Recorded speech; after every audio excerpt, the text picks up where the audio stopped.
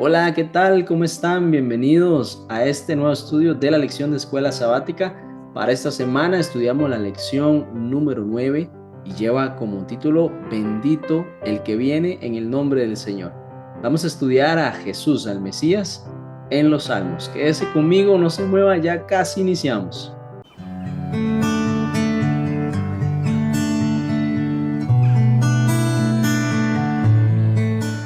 Ya acá de regreso, vamos a iniciar con una oración. Acompáñeme. Padre bueno, alabamos tu nombre hoy por siempre. Gracias por esta nueva oportunidad que nos das de estudiar juntos tu palabra. Te rogamos, Señor, tu perdón, tu misericordia y que tu Santo Espíritu nos ilumine en este nuevo estudio. En el nombre de Jesús te lo pedimos. Amén. Bien, el versículo a memorizar, muy importante. Vamos a estudiar el versículo, son dos versículos, Salmo 118, versículos 22 y 23. Y dice así la palabra del Señor, leámoslo juntos. La piedra que desecharon los edificadores ha venido a ser la piedra angular. Obra del Señor es esto, es una maravilla a nuestros ojos. Es muy importante notar cómo estos edificadores, hombres se supone entendidos en la materia, arquitectos, desecharon una piedra y posteriormente Dios utiliza esa piedra no como una más de la edificación, sino como piedra angular. La piedra angular en este tipo de edificaciones es una piedra que une las paredes, es una piedra fundamental para el sostén y el encaje de toda la edificación. Así que cuando llegamos a notar eso, a saber y entender eso, para nuestros ojos eso fue una maravilla. Así lo dice el versículo. Bien, cuando nosotros vamos a ver muchos salmos, analizar salmos mesiánicos, como mejor le denominan, estos salmos hacen referencia al ministerio de Cristo, desde muchas etapas, en un entendido general como el plan de salvación, pero también puede ser tan específico como momentos especiales de Cristo, inclusive algunas frases que Cristo menciona dentro del ministerio en su padecimiento, pues el salmista también las pronuncia haciendo una, un preámbulo, una figura de lo que Cristo iba a mencionar o decir o padecer en el momento de su ministerio. Entonces, aquí en los Salmos podemos ver elementos como la divinidad de Cristo, su afiliación divina, la obediencia, su celo por el templo de Dios, la identidad, muy importante en la figura del buen pastor, no solamente como un pastor, sino como el buen pastor. La traición que también él sufre, el sufrimiento que atraviesa, por ejemplo, algún detalle muy preciso, sus huesos no fueron quebrados estando en la cruz del Calvario, la muerte que le iba a atravesar, pero también la resurrección, inclusive la ascensión y también la entronización de Cristo al sentarse, al llegar al trono junto con su Padre, su ministerio como sacerdocio, pero también como el Rey de Reyes, representado en esa realeza. Entonces, todos esos elementos están allí que los salmistas, por iluminación del Espíritu Santo, escribieron haciendo referencia a Jesús, al Mesías, al verbo que iba a hacerse carne. Entonces, por eso no es de extrañar que Cristo en su ministerio, cuando conversaba con los discípulos, citaba los salmos, haciendo referencia a que allí estaba escrito lo que él iba a padecer y lo que iba a suceder, según Lucas 24, versículo 44, donde dice estas palabras que os hablé, estando aún con vosotros, que era necesario que se cumpliese todo lo que está escrito de mí en la ley de Moisés, en los profetas y en los salmos. La lección nos invita también a estudiar los salmos 24, 45, 72 y 101, donde se muestra un cumplimiento tipológico en Cristo.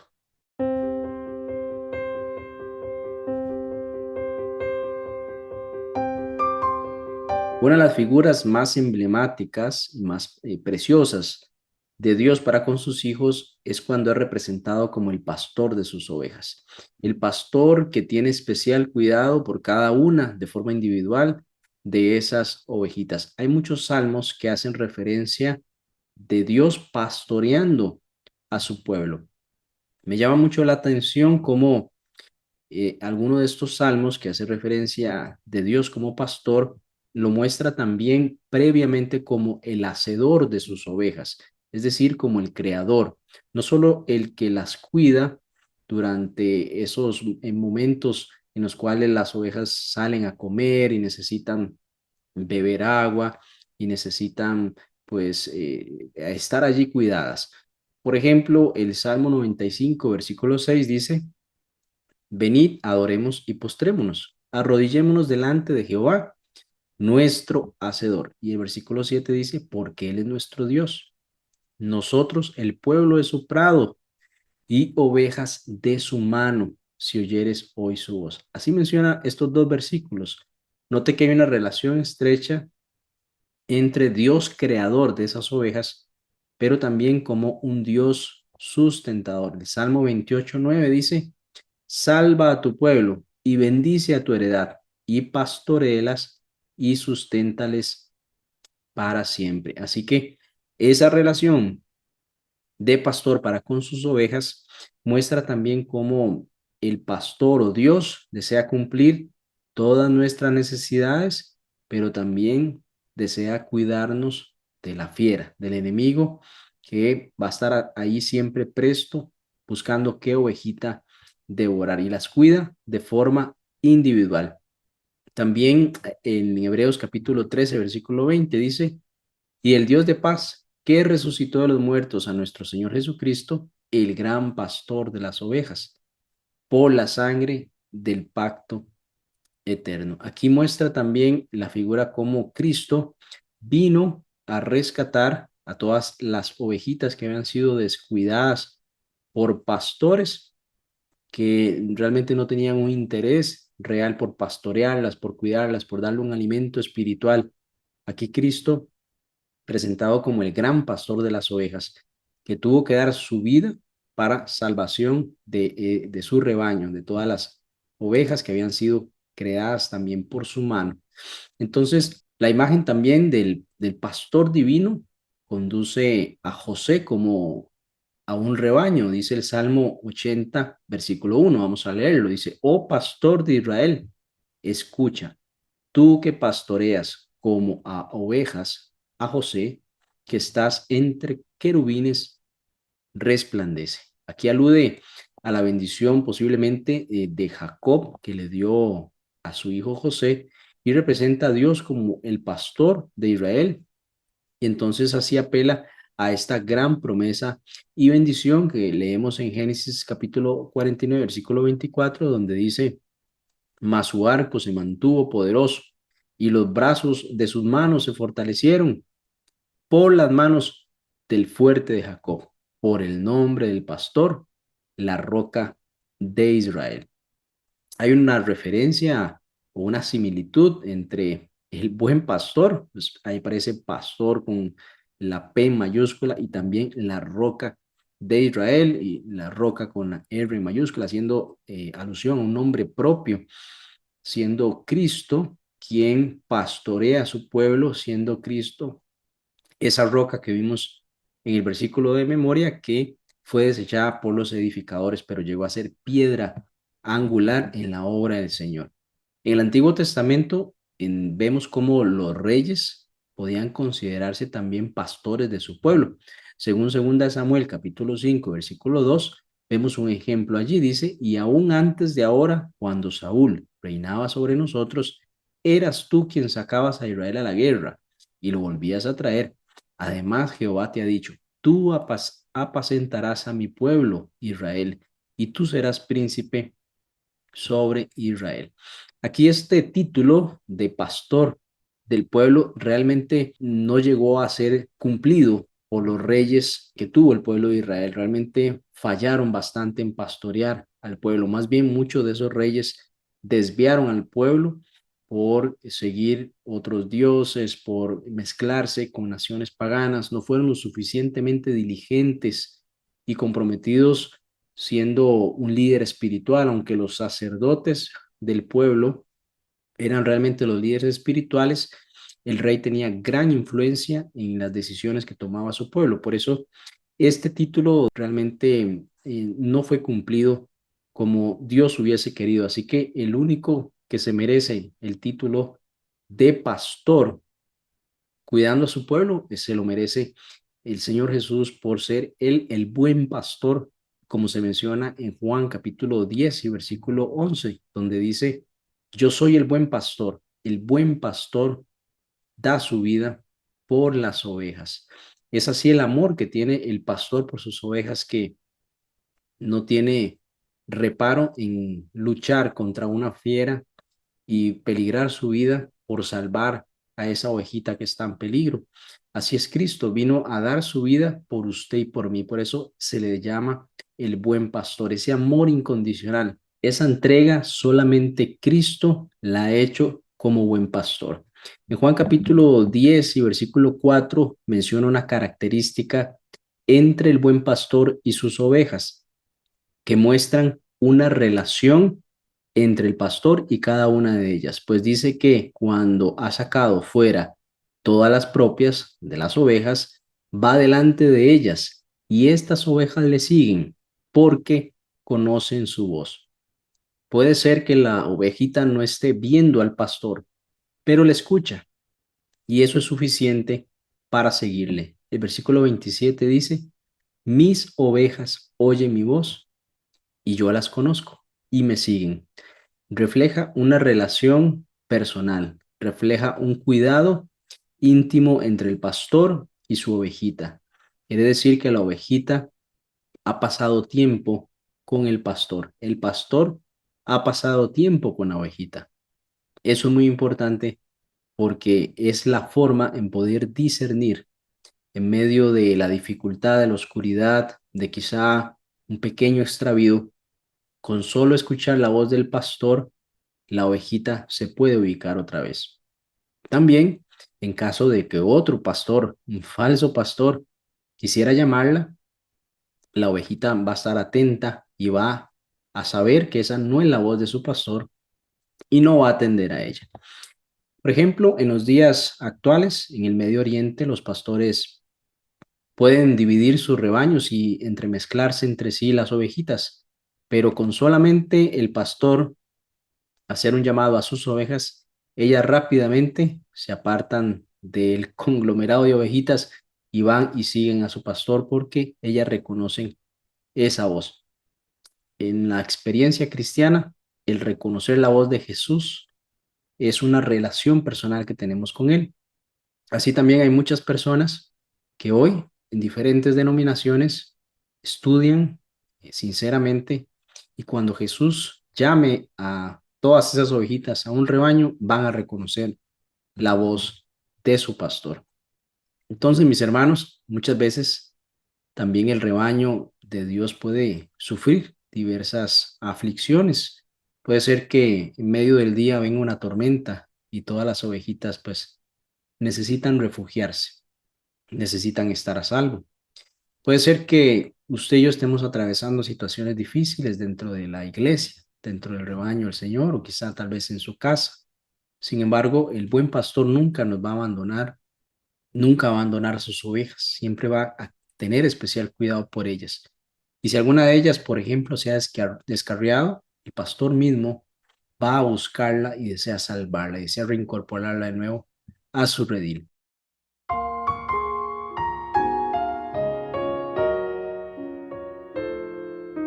Muchos salmos expresan el sentimiento de agonía, el sufrimiento que iba a atravesar el Mesías. ¿Cómo iba a ser despreciado, desechado? El Salmo 118 y versículo 22 nos dice, la piedra que desecharon los edificadores ha venido a ser cabeza del ángulo. Aquellos arquitectos religiosos, hombres entendidos, que debían mostrar al Mesías para la salvación del pueblo, pues lo que hicieron fue desecharlo y Dios le hizo piedra angular de esa edificación, de la obra de Dios para la salvación del mundo.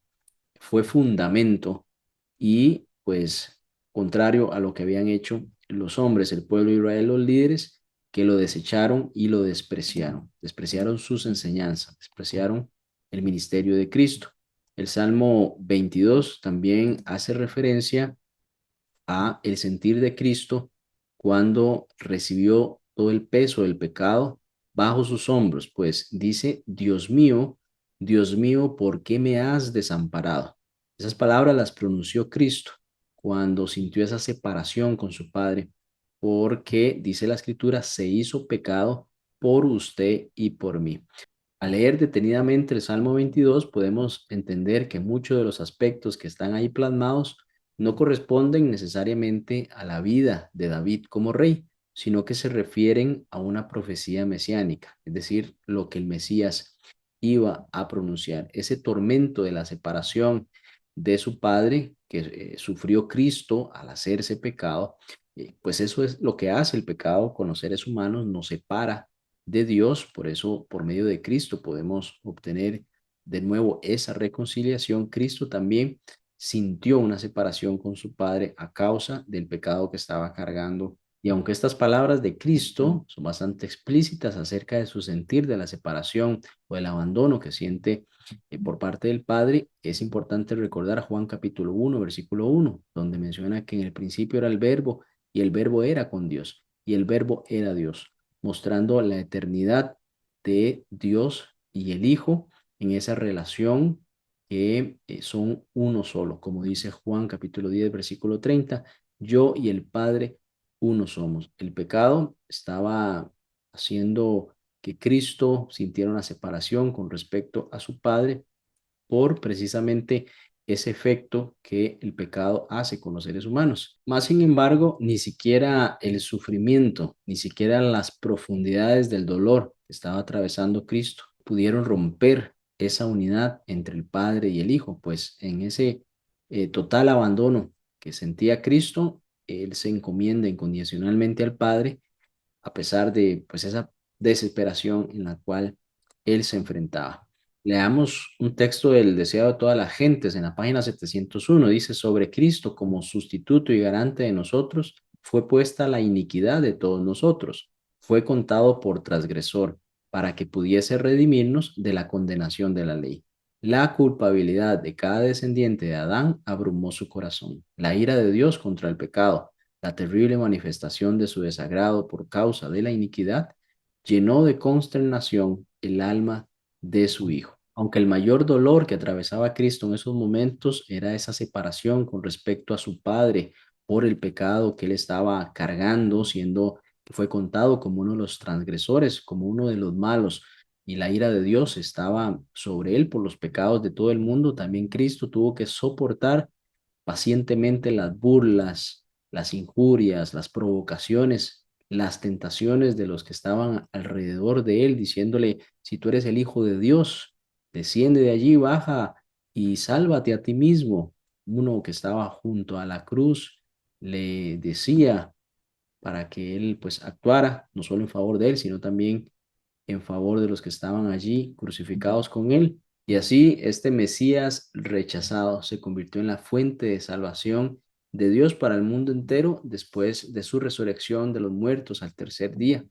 Cristo sufrió el rechazo de la humanidad, pero Dios le glorificó al convertirlo en esa piedra angular viva del templo espiritual de Dios. Hoy, para quienes rechacen esa piedra, que es decir, el medio de salvación que tiene Dios para los seres humanos, esta se va a convertir en el agente de juicio en su segunda venida. En Mateo capítulo 21, versículo 44 dice, y el que cayere sobre esta piedra será quebrantado, y sobre quien ella cayere le desmenuzará. Es importante aceptar esa piedra angular que es el medio de salvación que Dios le ha dado a este mundo.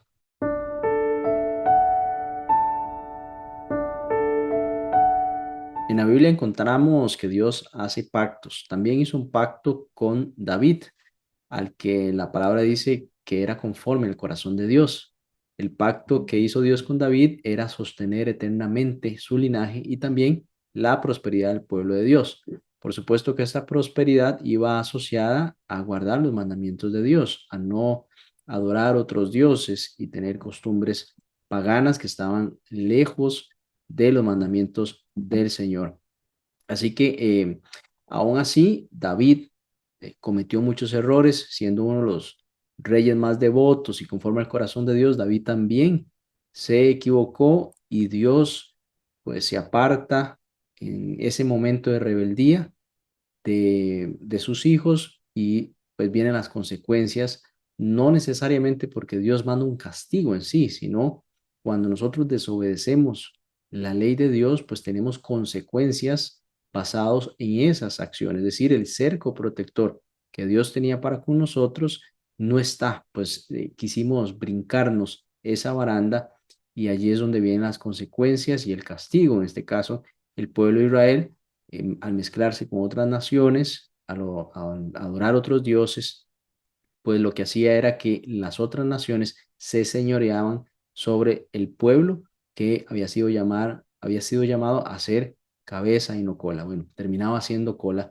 y no cabeza. La ira de Dios en ese aspecto también se manifestaba, pero era mientras esa rebeldía se mantenía, mientras el pueblo no buscara de Dios, esas consecuencias por sus malas decisiones se mantenían hasta que clamaban a Dios y Dios le respondía por medio de su misericordia. Por eso hay una pregunta que también hace el salmista, ¿hasta cuándo? Haciendo alusión de que llegará un momento en que ese pecado será perdonado. Y así en resumen, aunque el componente humano del pacto comúnmente fracasara, el pueblo también podía descansar en la promesa de los propósitos inmutables de Dios mediante el Mesías. Mientras el pueblo volvía arrepentido, Dios siempre tenía misericordia de ellos. Por supuesto que venían un montón de consecuencias en el camino. Muchos hombres y mujeres pues perdían su vida por esa rebeldía del pueblo y habían pues historias de lamento, de humillaciones que sufrían por todas estas malas decisiones, pero llegaban de nuevo a los brazos de Dios y Él les perdonaba. Jesucristo es el Hijo de David y es el Mesías. Mateo capítulo 1, versículo 1 nos da la genealogía, dice el libro de la genealogía de Jesucristo, Hijo de David, Hijo de Abraham. También en Hebreos capítulo 1, versículo 8 dice, mas del Hijo dice, tu trono, oh Dios, por el siglo del siglo, cetro de equidad es el cetro de tu mano. Así Cristo se le llamaba o se le llama el primogénito, el principal de toda creación, según Colosenses capítulo 1, versículo 15, donde dice, Él es la imagen del Dios invisible, el primogénito de toda la creación. Y si citamos el Salmo 89, 27, nos dice, yo también le pondré por primogénito, el más excelso de los reyes de la tierra. Este era el tipo de Cristo. David era el tipo de Cristo, el primogénito de Dios. Yo también le pondré por primogénito el más excelso de los reyes de la tierra. Ese era Cristo. Ese era el ungido, el santo de Dios que venía de la descendencia también de David, pero estaba antes de David porque compartía la eternidad con su padre. Es evidente que este título de primogénito no expresa una condición biológica de David, pues David era el octavo hijo de sus padres, eso según Samuel capítulo, 1 Samuel capítulo 16, versículo 10. Así sucede también con Jesús, ese título significa un honor, es autoridad especial y así Dios hizo de Jesús el Rey Supremo de todo el mundo, por cuanto lo resucitó de entre los muertos. Alabado sea el Señor por eso.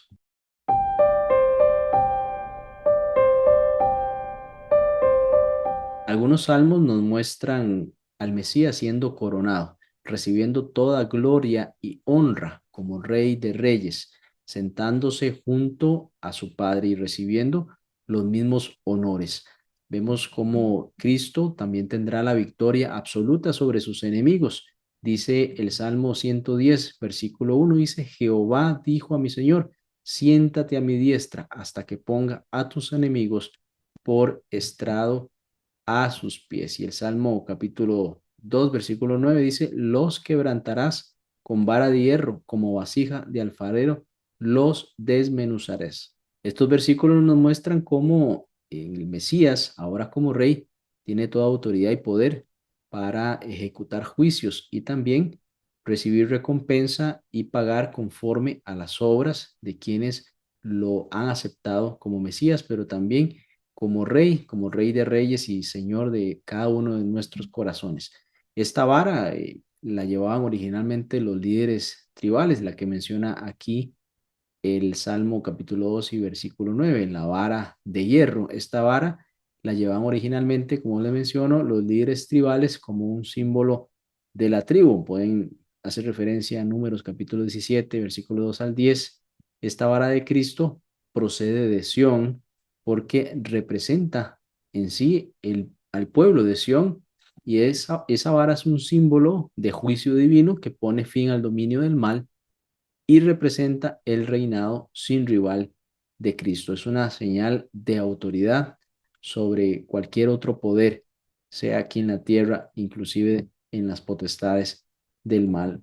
Y se nos promete una bendición a todos los que confiamos en el Rey de Reyes, el que ha recibido ese galardón por haber atravesado esa prueba difícil de llevar el pecado de todos nosotros, venció a la muerte al resucitar al tercer día y ascendió en el día 40 después de su resurrección y fue entronizado en los cielos. Así que es agradable saber que al final el bien va a triunfar sobre el mal. Hay mucha maldad en el mundo, usted y yo la vemos y quizás hasta la hemos vivido o la tendremos que enfrentar en algún momento, pero sabemos que por medio de este rey, esta vara de justicia que nace en Sión, se va a hacer la justicia y el dolor y sufrimiento serán vencidos para siempre y la muerte ya no tendrá más potestad sobre nosotros.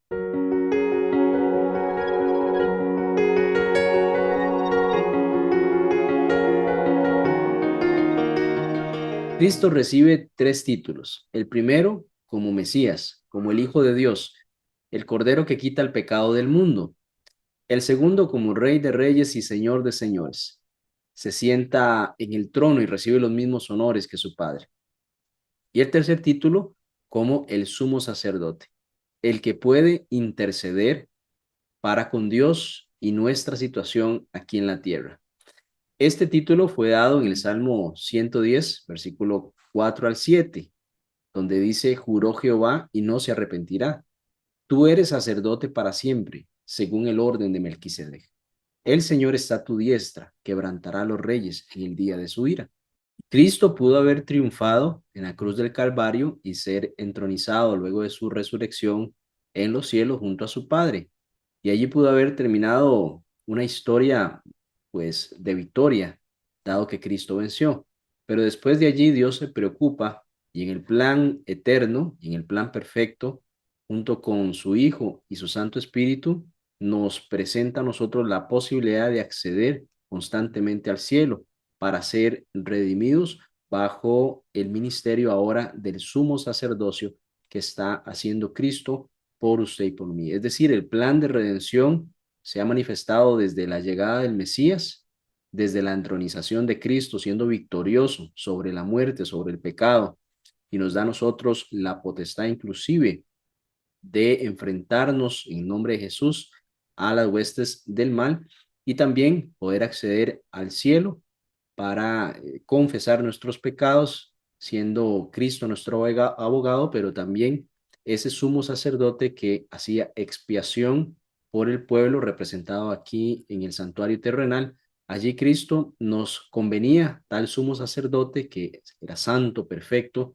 sin mancha, es el que nos entiende también, dice la palabra, conforme a todas las tentaciones que hemos sufrido, porque Él fue tentado en todo, mas no pecó. Allí es esa cercanía de Dios para con sus hijos, sabiendo que atravesamos por momentos difíciles en la vida, sufrimos, sentimos tristeza. Todas esas emociones o sentimientos los sintió Cristo y se compadece de nosotros. Por eso dice también la palabra, acerquémonos pues confiadamente al trono de la gracia para obtener misericordia y gracia en el oportuno socorro. Ese trono está disponible 24/7, 365. Siempre está dispuesto el Señor a escucharnos atender nuestro clamor. Y allí está el sumo sacerdote en el santuario celestial, en el templo de Dios, en el monte de Sión, en el lugar santísimo, intercediendo por usted y por mí. Y algo que es muy importante de notar es que ninguno de los reyes del Antiguo Testamento podían ejercer como sacerdotes del pueblo. Para eso existían los levitas, los descendientes de Aarón, el hermano de Moisés. Ellos fueron designados incluso. Había una tribu de levitas que tenían como función principal oficiar en el templo y ser parte, por supuesto, de los sacrificios que allí se hacían, sean los diarios o también el anual por parte del sumo sacerdote. ¿Recuerda usted el caso de Saúl que esperando a Samuel para ofrecer un sacrificio que necesitaba realizarse ese día, él se desespera y al notar que Samuel no venía, él ofrece sacrificio siendo el rey, no tenía esa potestad. Aún así, siendo el rey, no tenía esa autoridad del cielo de ofrecer un sacrificio y por eso incluso él pierde el título del rey cuando ya Samuel llega y él se entera de eso que había sucedido. Fue impaciente y hizo algo que no le había sido otorgado para realizar. Más en Cristo vemos que se cumplen estos dos títulos como rey y también como sacerdote de la orden de Melquisedec, como menciona el texto bíblico. Y en el Salmo 110 es donde estas dos figuras el salmista las une, las muestra en este salmo. Dice así la palabra del Señor. Vamos a leer nuevamente. Jehová dijo a mi Señor, siéntate a mi diestra. Aquí vemos la figura de rey.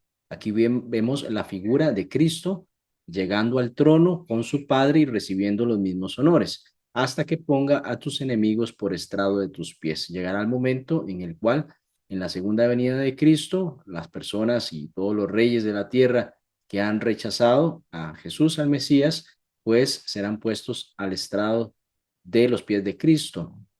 Menciona el 2, Jehová enviará desde Sión la vara de tu poder, domina en medio de tus enemigos. Hemos estudiado un poco acerca de la vara de la justicia que está en el Monte Santo, en el templo de Dios. Tu pueblo se te ofrecerá voluntariamente en el día del poder, en la hermosura de tu santidad, desde el seno de la aurora, tú tienes el rocío de tu juventud. Y aquí es donde menciona, hace la transición de rey a sacerdote, pues en el versículo 4 dice, juró Jehová y no se arrepentirá. Tú eres sacerdote para siempre según la orden de Melquisedec. Y vuelve otra vez en el versículo 5 a hablar de la parte de rey, donde dice el Señor, está a tu diestra, quebrantará a los reyes en el día de su ira. Vemos cómo estos dos títulos se entremezclan en este salmo, como rey, pero también como sumo sacerdote.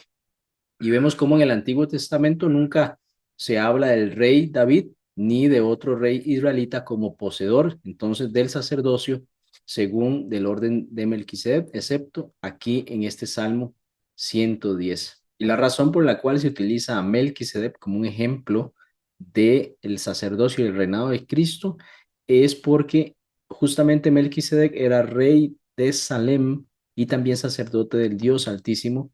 En el Génesis capítulo 14, versículo 18 al 20, nos menciona lo siguiente. Entonces Melquisedec, rey de Salem y sacerdote del Dios Altísimo, sacó pan y vino y le bendijo diciendo, bendito sea Abraham del Dios Altísimo, creador de los cielos y de la tierra, y bendito sea el Dios Altísimo que entregó tus enemigos en tu mano. Allí vemos una semejanza con el Salmo 110 en el que Dios dice que él entregará a los enemigos a los pies, al estrado de tus pies. Menciona acerca del rey que llega al trono. Entonces, aquí hay tres similitudes, inclusive con respecto a Melquisedec, siendo rey, sacerdote, y también que los enemigos le serán entregados en su mano, en este caso, refiriéndose a Abraham. Y para concluir, dejemos que sea el apóstol Pablo en el libro de Hebreos nos explique o amplíe acerca de esta comparación de el rey sacerdote Melquisedec con respecto al sacerdocio de Cristo. Vamos a leer Hebreos capítulo 7, versículo 20 al 27. Allí lo tiene en su pantalla. Y esto no fue hecho sin juramento, porque los otros ciertamente sin juramento fueron hechos sacerdotes. Pero este, con el juramento del que dijo, juró el Señor y no se arrepentirá. Tú eres sacerdote para siempre, según el orden de Melquisedec. Aquí está citando el Salmo. Por tanto, Jesús es hecho fiador de un mejor pacto, y los otros sacerdotes llegaron a ser muchos, debido a que por la muerte no podían continuar. Mas este, por cuanto permanece para siempre, tiene un sacerdote inmutable, por lo cual puede también salvar perpetuamente a los que por él se acercan a Dios, viviendo siempre para interceder por ellos. Porque tal sumo sacerdote nos convenía, santo, inocente, sin mancha, apartado de los pecadores y hecho más sublime que los cielos, que no tiene necesidad cada día, como aquellos sumos sacerdotes, de ofrecer primero sacrificios por sus propios pecados y luego por los del pueblo, porque esto lo hizo una vez para siempre, ofreciéndose a sí mismo. Esta es la mejor explicación de ese ministerio o ese sacerdocio de Cristo, siendo que los sacerdotes que precedían la figura de sumo sacerdote o de sacerdote tenían que expiar sus propios pecados, pero Cristo, siendo perfecto, santo, no debió expiar sus pecados, pues no los tenía, mas ofreció una sola vez y para siempre su vida para expiación de los pecados del mundo, de los que desean aceptar ese hermoso sacerdocio. Y concluyo citando la lección al final del día jueves, donde dice: la obra reconciliadora de Cristo como sumo sacerdote perfecto y compasivo le da a su pueblo la seguridad duradera de permanecer ante la presencia misma de Dios. El sacerdocio real de Cristo abolirá el dominio del mal, no solamente en el corazón de las personas, sino también en el mundo. Y ahí se cumplirá la promesa que encontramos en el Salmo 2. Si tiene tiempo puede leer el Salmo 2, de que toda nación y todo gobernante estarán sujetos al juicio real de Cristo Jesús. Muy bien, hemos llegado al fin de esta lección. Vamos a orar para finalizar. Amante Padre, Señor, gracias te damos por enseñarnos en esta lección el sacerdocio de Cristo como Rey, como Mesías, como ese plan perfecto de salvación nos alcanza a todos los que deseamos aceptar la gracia del cielo. Gracias por escucharnos y te pedimos tu protección en el nombre de Jesús. Amén. Muy bien, nos vemos la semana que viene si así el Señor lo permite. Hasta pronto.